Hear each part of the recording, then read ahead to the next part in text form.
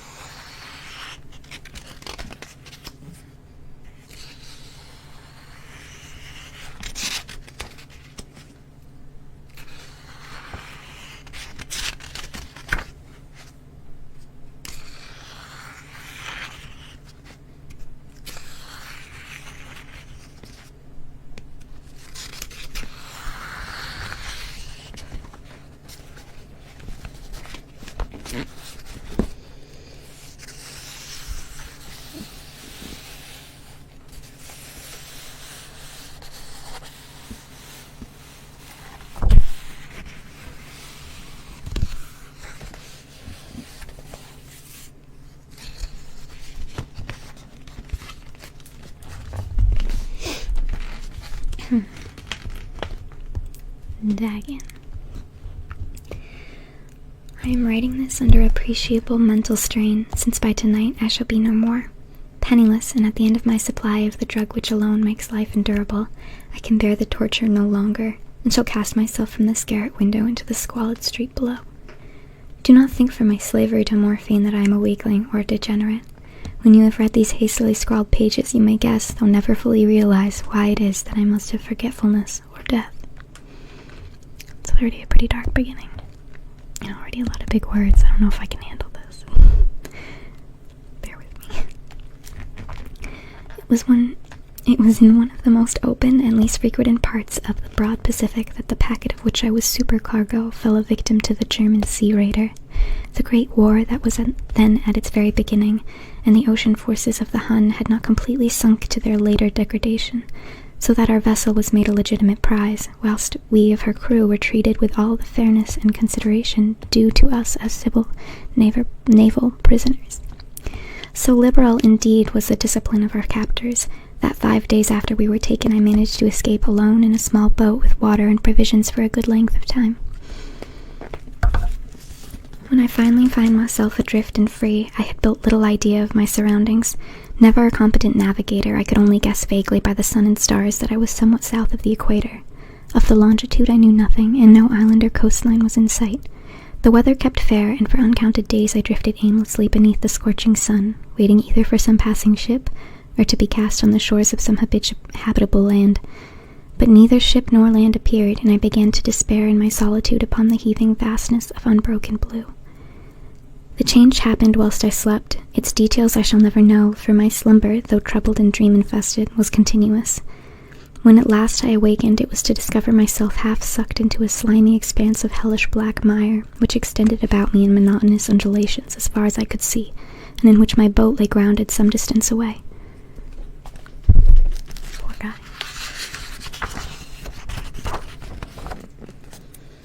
Though one might well imagine that my first sensation would be of wonder at so prodigious and unexpected a transformation of scenery, I was in reality more horrified than astonished, for there was in the air and in the rotting soil a sinister quality which chilled me to the very core. The region was putrid, with the carcasses of decaying fish and of other less describable things which I saw protruding from the nasty mud of the unending plain. Perhaps I should not hope to convey in mere words the unutterable hideousness that can dwell in absolute silence and barren immensity. There was nothing within hearing and nothing within sight, save a vast reach of black slime, yet the very completeness of the stillness and the homogeneity of the landscape oppressed me with a nauseating fear. The sun was blazing down from a sky which seemed to me almost black in its cloudless cruelty, as though reflecting the inky marsh beneath my feet. As I crawled into the stranded boat, I realized that only one theory could explain my position. Through some unprecedented volcanic upheaval, a portion of the ocean floor must have been thrown to the surface, exposing regions which for unnumberable millions of years had lain hidden under the unfathomable watery depths. So great was the extent of the new land which had risen beneath me that I could not detect the faintest noise of the surging ocean, strain my ears as I might, nor were there any sea fowl to prey upon the dead things. For several hours I sat thinking or brooding in the boat, which lay upon its side and afforded a slight shade as the sun moved across the heavens. As the day progressed, the ground lost some of its stickiness and seemed likely to dry sufficiently for traveling purposes in a short time. That night I slept but little, and the next day I made for myself a pack containing food and water, preparatory to an overland journey in search of the vanished sea and possible rescue. On the third morning I found the soil dry enough to walk upon with ease. The odor of the fish was maddening, but I was too much concerned with graver things to mind so slight an evil, and set out boldly for an unknown goal. All day I forged steadily westward, guided by a faraway hummock, which rose higher than any other elevation on the rolling desert. That night I encamped, and on the following day still traveled towards the hummock, though that object seemed scarcely nearer than when I had first espied it. Do you guys know what a hummock is? Those are supposed to be a hammock. I should have read this before now. Anyway, by the fourth evening I attained the base of the mound, which turned out to be much higher than it had appeared from a distance, an intervening valley setting it out in sharper relief from the general surface. Too weary to ascend, I slept in the shadow of the hill. I know not why my dreams were so wild that night, but ere the waning and fantastically gibbous moon had risen far above the eastern plain, I was awake in a cold perspiration, determined to sleep no more. Such visions as I had experienced were too much for me to endure again, and in the glow of the moon I saw how unwise I had been to travel by day.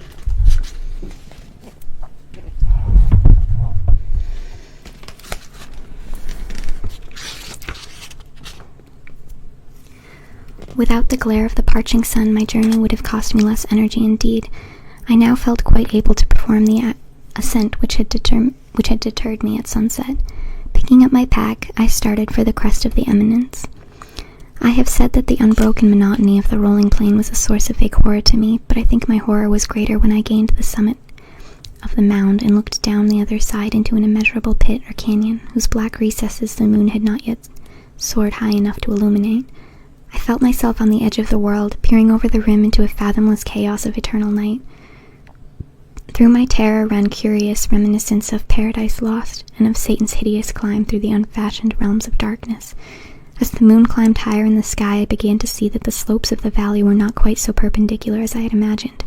Ledges and outcroppings of rock afforded fairly easy footholds for a descent, whilst after a drop of a few hundred feet, the declivity became very gradual.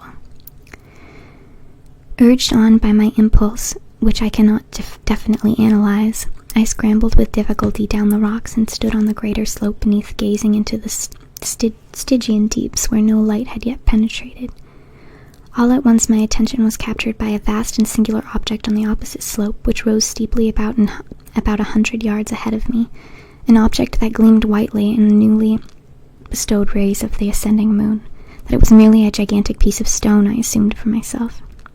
But I was conscious of a distant impression that its contour and position were not altogether the work of nature. A closer scrutiny filled me with the sensations I cannot express, for despite its enormous magnitude and its position in an abyss which had yawned at the bottom of the sea since the world was young, I perceived beyond a doubt that the strange object was a well-shaped monolith whose massive bulk had known the workmanship and perhaps the worship of living and thinking creatures. Dazed and frightened, yet not without a certain thrill of the scientist's or archaeologist's delight, I examined my surroundings more closely. The moon, now near the zenith, shone weirdly and vividly above the towering steeps that hemmed into the chasm, and revealed the fact that a far-flung body of water flowed at the bottom, winding out of sight in both directions and almost lapping my feet as I stood on the slope. Across the chasm, the wavelets washed the base of the cyclopean monolith, on whose surface I could now trace both inscriptions and crude sculptures. The writing was in a system of hieroglyphics unknown to me, and unlike anything I had ever seen in books, consisting for the most part of conventionalized aquatic symbols such as fishes, eels, octopi, crustaceans, mollusks, whales, and the like. Several characters obviously represented marine things which are unknown to the modern world, but whose decomposing forms I had observed on the ocean-risen plain. It was the pictorial carving, however, that did most to hold me spellbound. Plainly visible across the intervening water, on account of their enormous size, were an array of bas-reliefs, whose subjects would have excited the envy of a Doré. That made no sense to me. I hope it made sense to somebody out there. I think that these things were supposed to depict men, at least a certain sort of men, though the creatures were shewn disporting like fishes in the waters of some marine grotto, or playing homage at the monolithic shrine which appeared to be under the waves as well. Of their faces and forms I dare not speak in detail, for the mere remembrance makes me grow faint. Grotesque beyond the imagination of a Poe or a Bulwer, they were damnable human in general outline, despite webbed hands and feet. Sounds like scary mermaids. Despite webbed hands and feet, shockingly wide and flabby lips, glassy, bulging eyes, and other features less pleasant to recall. Curiously enough, they seemed to have been chiseled badly out of proportion with their scenic background, for one of the creatures was shown in the act of killing a whale, represented as but little larger than himself. Damn. I remarked, as I say, their grotesqueness and strange size, but in a moment decided that they were merely the imaginary gods of some primitive fishing or seafaring tribe. Some tribe whose last descendant had perished eras before the first ancestor of the Piltdown or Neanderthal man were born. Awestruck at this unexpected glimpse into a past beyond the conception of the most daring anthropologist, I stood musing whilst the moon cast queer reflections on the silent channel before me. Imagine how many people have gotten lost at sea and maybe you don't even know what they've seen. They could have seen this and then died immediately afterwards. Where was I? I stood musing while the moon cast queer reflections on the silent channel before me. Then suddenly I saw it. With only a slight churning to mark its rise to the surface, the thing slid into view above the dark waters. Vast, polyphemus-like and loathsome, it darted like a stupendous monster of nightmares to the monolith, about which it flung its gigantic scaly arms, and while it bowed its hideous head and gave vent to the certain measured sounds. I think I went mad then. Of my frantic ascent of the slope and cliff, and of my delirious journey back to the stranded boat, I remember little. I believe I sang a great deal and laughed oddly when I was unable to sing. I have indistinct recollections of a great storm some time after I reached the boat. At any rate, I know that I heard peals of thunder and other tones which nature utters only in her wildest moods. When I came out of the shadows, I saw I was in a San Francisco hospital, brought back to reality. Oh, there goes gravity. Goes gravity, choked his over. Sorry. When I came out of the shadows, I was in San Francisco hospital, brought thither by the captain of the American ship which had picked up my boat in mid-ocean. In my delirium I had said much, but found that my words had been given scant attention. I don't think I said that right. But Of any land upheaved in the Pacific, my rescuers knew nothing, nor did I deem it necessary to insist upon a thing which I knew they could not believe. Once I sought out a celebrated anthologist and amused him with peculiar questions regarding the ancient Philistine legend of Dagon, the fish god, but soon perceiving that he was hopelessly conventional, I did not press my inquiries. It is at night, especially when the moon is gibbous and waning, that I see the thing. I tried morphine, but the drug has given only transient surcease, and has drawn me into its clutches as a hopeless slave. So now I am to end it all, having written a full account for the information and the contemptuous amusement of my fellow men. Often I ask myself if it could not all have been a pure phantasm, a mere freak of fever as I lay sun-stricken and raving in the open boat after my escape from the German man-of-war. This I ask myself, but ever does there come before me a hideously vivid vision in reply. I cannot think of the deep sea without shuddering at the nameless thing that may at this very moment be crawling and floundering on its slimy bed, worshipping their ancient stone idols and carving their own detestable likeness on my submarine obelisks of water-soaked granite. Let me read that again. Worshipping their ancient stone idols and carving their own detestable likeness on submarine obelisks of water-soaked granite.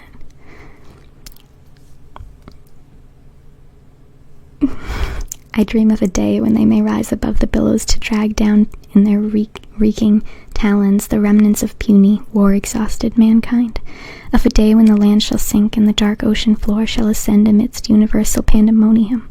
The end is near. I hear a noise at the door, as of some immense slippery body lumbering against it.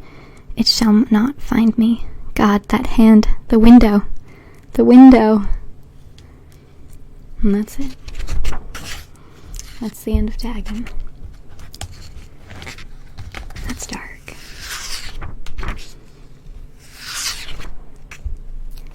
To be honest, that's the first time I've ever read this. All the way through, at least. Not that it's a long story, but big words scare me. This short story was written in July 1917, and it's one of Lovecraft's most forward-looking stories. Many of its features a landmass suddenly emerging from the depths of the ocean, a monster who may be one of an entire race of creatures dwelling on the underside of the world. The narrator's psychological devastation at the monster's mere existence. It foreshadows the call of Cthulhu in later stories where the supernatural has been replaced by a scientifically plausible. But as in Poe, it is the narrator's emotional trauma that is the heart of the tale. The story was Lovecraft's first to be published in Weird's Tales, October 1923.